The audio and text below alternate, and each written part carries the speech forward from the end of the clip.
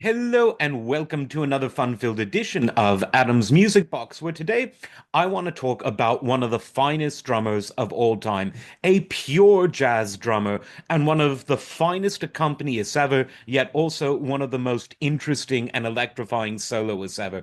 And this was Billy Higgins. And unlike a lot of people who came into jazz either when or slightly after when he came into it, he never really veered off into any other genres, not sort of fusion, not funk, not session stuff. He was pure jazz. And the people that he played with, he was in such high demand. The list sort of speaks with itself.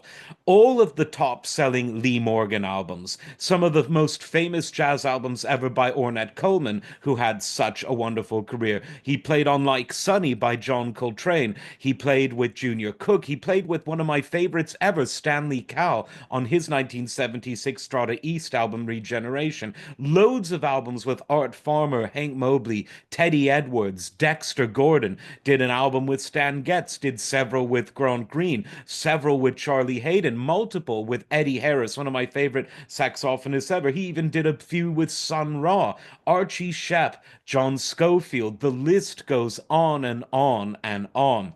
In fact, I would say there's a shorter list of the people who, in the greats in jazz, who he didn't play with than those who did. And while he only had, about 10 solo albums to his name, his credits are all over the jazz world. And you can really see why when you listen to him. He's a wonderful accompanist who does everything he needs to do without getting in the way, but also without getting boring. Now, if you just sort of lay back and keep a good tempo and keep a sort of soulful groove down there, you can get away with it as an accompanist drummer in jazz. But you need to keep it interesting while keeping it tasteful. And Billy Higgins was an absolute master of that. He was a great brush player, the hardest thing to play on a drum set. He could accompany jazz playing timpani mallets on the drum set, something by which the 60s, 70s, especially 80s was almost a lost art. He could do it and make it interesting. And he was passionate about music and about education, and he was always teaching master courses in LA, where he was from, right up until his death in 2001.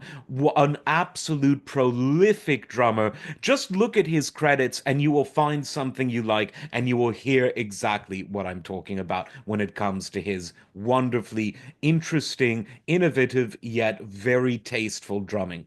As always, like, subscribe, and we'll see you next time. Take care.